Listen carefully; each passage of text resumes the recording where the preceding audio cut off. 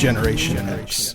In general terms, those born between 1965 and 1980. Latchkey kids.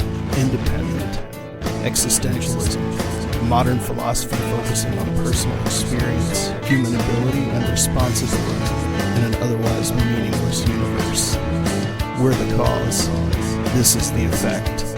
We're the Gen Existentialists.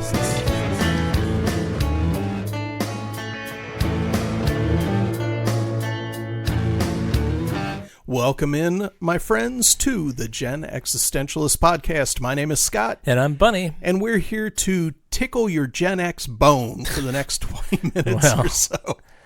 Lovely. And typically we would spin Mega Wheel the Magnificent, but as we are wont to do, sometimes we, as we're in the prep and the run-up and we're setting the mics up and getting ready for the show, topics come up. And so Bunny was just about to expound upon a topic, and I said, wait, time out.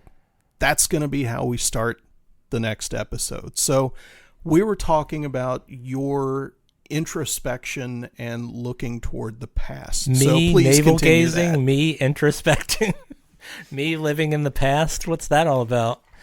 No, we were talking about things. This all spurred from talking about gates in people's lives and milestones. You know, if you are into the whole milestone concept of like every 7 years you change. And what do you mean by gate first? Let's define by that. By gate, I mean, I almost mean like prison gates.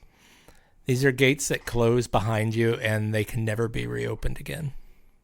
And I think, is it a rite of passage? Is it just the way things work with time? Is it how our minds process time? So you're talking about like signposts in the past, really? Yeah, but to me, they're large portcullises that slam down, and there's no way you're going to lift those up again, and the winch is broken, and you just have to keep marching forward.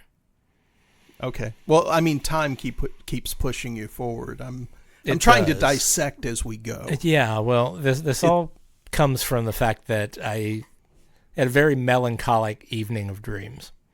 This happens very rarely. Do I have dreams where I wake up soaked in an emotion?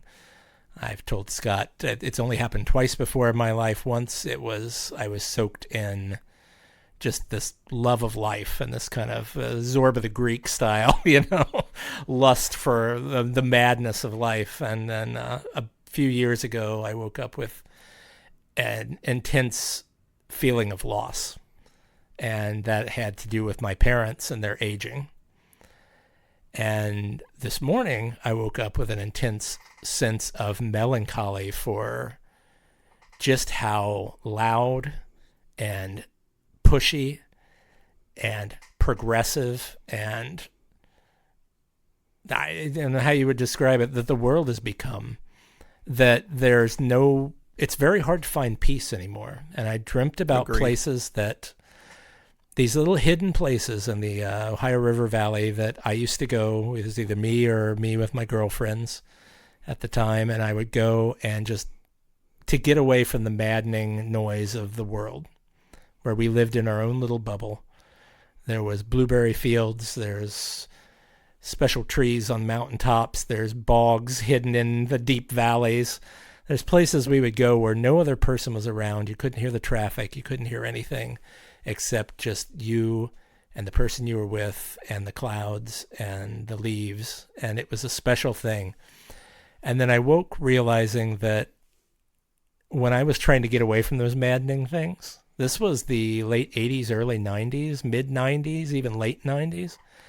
And good grief, the world has become such a constant screaming ball of mess since then that I can't believe that I actually thought I had to get away from things in the 90s, where now I can't even turn on any device without being slapped in the face with propaganda from one side or the other. I was saying, it doesn't matter who's winning or who's losing. They're always mad about it, and they always want more. The world has become an angry, volatile, thrashing place to me. And I don't know if that's age or what, but I woke up and realized that 2 of those places that I dreamt about are gone now. They don't exist anymore. They've been overtaken. And all those times that I spent there with people, they're all gone. Like, it'll never happen again. It's a gate. It's a portcullis that's slammed down in time. And what we were just recently discussing was, maybe you, dear listeners out there, maybe some of you are like this. Do you sort of, are you in love with nostalgia? Do you spend time really thinking about and immersing yourself in events from the past, people from the past, friends that have drifted away, lovers you'll never hold again, words that were said to you by people that meant so much, and you think about them, and then you kind of come to that portcullis realization that it's gone, it's a ghost, and then you wonder if those people ever think about it at all, or are you just stuck in some sort of nostalgia loop?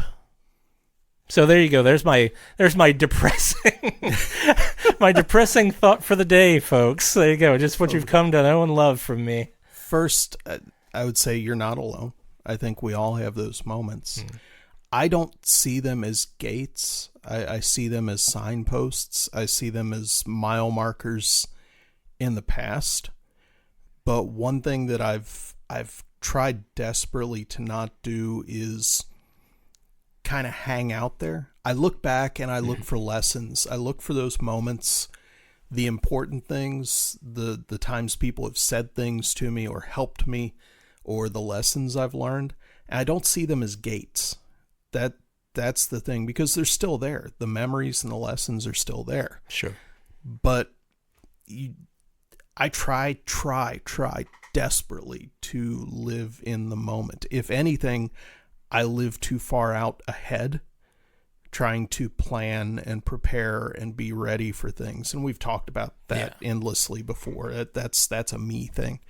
But I think the melancholy comes, when you realize those moments are gone, that quite often something that meant a lot to you was just a passing moment for someone else. Sure. And that doesn't take away from it.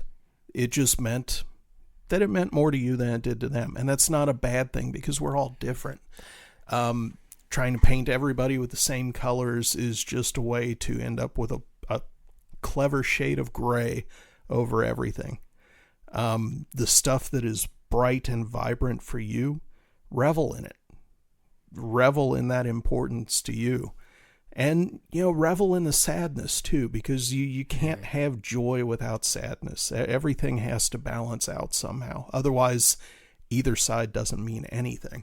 See, I'll tell you, I absolutely hate the argument of, well, just because it's different now doesn't mean that you can't enjoy what came before. I hate that argument. I hear it from my wife. I hear it from you. I hear it from all sorts of people online. And I know it's all very well-meaning. Well, that's not what I meant. I honestly don't think things are that different now. I think you hear more about it because we've got social media. We've got, everybody's got a voice, and everybody's got a bullhorn, and everybody's screaming. And that just makes me listen to everybody a whole lot less. See, that's why we don't have enough listeners on our show. No, it's this idea of like, let's take it to a modern property. Okay. Let's say Doctor Who. That's a good contentious property right now, is that I hear this from lots of people. Just because you don't like the new stuff, just because you don't like the direction it's going, doesn't mean you can't just enjoy what happened in the past. That's true for franchises to an extent. Yeah. But applying that to a life. Why would you? Why would you apply what? Why would you take something that's talking about art and apply it to life? Art is just a mirror. Well, it's the same argument, though, isn't it? That, well, just because those good things are gone now and they're never coming back doesn't mean that you can't just enjoy the fact that you enjoy them and that you experience them. Even that. I mean, a lot of Doctor Who fans, especially of our age, would say the best Doctor was Tom Baker. Sure. Okay.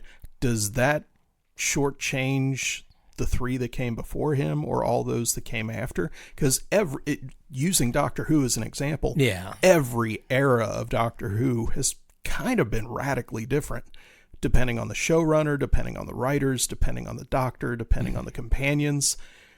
It's really laden with spots for people to go, yeah, those 3 years kind of sucked. I like the stuff before and I like the stuff after. So let's zap this back out to life. Yeah. And not Doctor Who.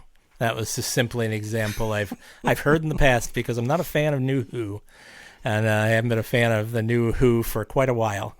But that's neither here nor there. What is there is the fact that, yeah, I experienced those older episodes, and other people have their favorite episodes of life. Yeah. You know, points in their life where they felt indestructible and wonderful or loved or on top of the world, whatever. Yeah. And the question is, yes, you know, they were there, and yes, you do have them, but do you ever feel like you play some images back in your mind and it sort of makes you realize how much you've lost since then? Yeah. Oh, absolutely. Doesn't it just suck the wind out of your wings? I mean, to an extent. Because everything is evolution. Everything is progress. I don't want to stand still. And if there's a time I'd like to go back to, I'd like to go back to maybe a year or two, high school, college age, just to experience it again with the knowledge I've gotten now. Oh, sure. But if you gave me the chance, like, Scott, you can go back and just live those years over again. No, hell no. Because so many things are so much better. Have I lost? Yeah, I've lost a lot. We all have. I mean, we're in our 50s. You don't get to this age without having some loss. And some of us have lost more than others. Some of us have lost tremendously. I get that. But do you want to stay static? And yeah, you get to a point, and especially as we age, where we're at right now, 10 years from now, 20 years from now, we're going to be living basically in memories, because there's going to be a lot that we're limited from, things that we can't do anymore. So making good memories is a key, and remembering the good stuff, the positive stuff, the awesome stuff. Yeah, have to do that. But at the same time, the question out there, listeners, is do you... Now, I know Scott has mentioned before on previous episodes that he doesn't dream. And that's that may be a blessing or a curse. I consider it a blessing. I truly do. But do some of you out there have these kind of super emotional, intense dreams every once in a while? Or, God love you, do you have them a lot? That would suck, in my opinion. But every once in a while, and this is not taking away from my present life. Yeah, I have a great life. I have a great wife. I have a great house. I have a great career. I'm the cat's pajamas, whatever. It's all good, But do you ever feel that ache from the past, where something has been taken from you, either by time, entropy, development, whatever, something has been erased from your past, and you have that sort of, I don't know, you just kind of get that ache where that piece is missing. That's my question to you guys. If you have that, post it somewhere, drop us in line at Morning Pizza Radio or any of the other places we have. We have the Gen Existentialist at Gmail. We've got all sorts of ways you can contact us, and you can contact us on the page where you found this. Maybe you found it on YouTube. I've been posting these podcasts on YouTube, and ironically, we're getting like 20 or 30 views. Nice. An episode. I haven't even advertised it, so somebody out there is listening. Thank you. And thank you to everyone and who's listening. If you are listening, go ahead and subscribe. We have like no subscribers, but people listen every week. So just let us know what's going on. Drop us a line. And let us know how you deal with those kind of missing piece moments. Yeah. Like to go all Shel Silverstein on you. The big question would be those missing pieces. And we don't have to go into it here on the show. What are those pieces? Because if we're going to use the puzzle analogy, sometimes those missing pieces, you have to pick them up off the floor, dust them off, appreciate why they ended up on the floor, because there was a loss, and you can put them back. They're not going to be there per se. Those pieces are different for everybody. That's why you can't really describe a piece. You know, what's vitally important to me in my nostalgia suitcase is completely folderol to somebody else. You know, and I think one of the things that, and we were talking about this too before the show started, is that sometimes you end up at a point where you're working on something, be it something creative or just a life thing, and you realize that, you know what, one of those pieces just doesn't fit. And it probably never did, but you kept trying to put it into the puzzle. You kept trying to find a place for it because you felt like it was the right thing to do, until you finally get to a point where that piece has kind of turned up and said, no. And you're like, oh, okay, you weren't part of the puzzle the whole time. See, I feel like this is a metaphor for something else we talked about earlier. It absolutely is. Yeah, that's and that's valid for some people in some situations. Yeah, but it's all about dealing with the past, though. It all gets into that same kind of thing, and that loss, and especially if it's somebody that you have created with, like say somebody that's been a member of a band that you're in, that you feel like it's right and it's true and it's, you know, the creative partnership is there, and then you realize maybe it was forced the whole time. Yeah, I mean it's different perspectives, and that's what makes life, interpersonal life, especially with disparate people. Everybody's got their own stuff going on. We discussed, you know, how annoyingly difficult it is to get a group of people together to follow you, even if it's something from playing a sport or an activity, all the way up to creating things, creating a gang, you know, whatever.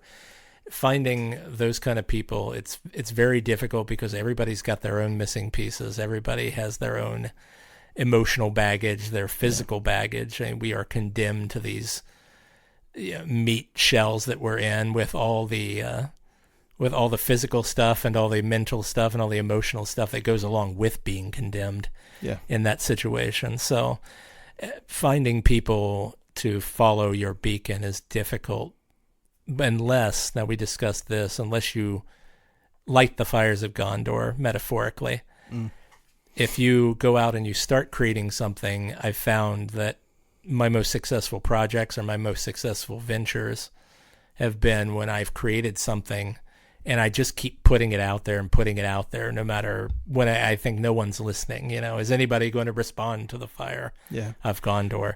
And then sooner or later, weirdos, people you didn't expect, strangers, close friends, you know, people that you weren't expecting to join your banner will come to you because it's something they want to be a part of. So sometimes you have to be the catalyst and not just sort of sit around and wonder, like, gee, why doesn't this all come together? Why doesn't this coalesce? Yeah. And you have to be willing to give and take. I mean, light your beacon, do the project, do the game, the band, the art installation, the company, whatever it is. But recognize too that sometimes people are going to have strengths that are your weaknesses and vice versa. Oh yeah. If somebody knows more about a topic, be willing to follow. Be willing to compromise, even if it's your overall thing. If somebody else has a better idea, be willing to grab it. If they want to be part of your project and they're good at this thing, accept that they're good at that thing and let them run too. Because that, if you try and cage people, you're just going to push them away. Oh yeah. Yeah. Everybody, you have to realize that in this world, not everybody wants to be a leader. Not everybody wants to be a creator. Some people are happy being followers. Some people are unhappy just being followers. You got to find the right mix of people to make your vision come true. As one of my favorite leaders or supervisors told me once about his crew, he's like, talking to me, you're one of my couple superstars, but if I had a team entirely of superstars, we wouldn't be able to function. Sure. I need you and this other guy to do what you do well, and I've got everybody else to kind of do, he didn't say this, the grunt work, but it was kind of the grunt work. Everybody's got a specialty. Everybody's got something they're good at. Yeah. It may not be something that's infinitely saleable or usable, but everybody's got something they can do. And sometimes that's your job. Sometimes your job is to just do the work and get out of the way. And there's nothing wrong with that. I think sometimes you have to realize that in life, whether you're trying to do something creative or you're just trying to move through this crazy thing we call life, as Prince might have said, sometimes you just have to rely on yourself too. Sometimes you have to be the one that lifts the flag and moves forward. You can't expect people to carry your vision or to carry your heart or to just be there for you all the time. Sometimes you just have to do it yourself. Yeah, absolutely. Move on through. So we went from missing pieces to lucid dreaming to creating things. Yeah, I mean, this was a weird episode. Should we do one quick mega wheel spin? Why tease them? Oh, let's do it. All right. Okay, we're going to do one quick spin of Mega Wheel the Magnificent because we've already spent 20 minutes of our time yapping about stuff. Mega Wheel with over, 1,400 questions? 1,480 some questions at the moment. We had some come in recently. Thank you to the anonymous people who sent in some really strange questions. Okay, so, Bunny. Yes. The question is this. Is it morally acceptable to eat meat? Sure. Yes, I agree too. Thanks everybody for listening to the Gen X Existentialist this week. My name is Scott. Go have a hot dog. I'm Bunny. Go have a hot dog. We'll catch you next time.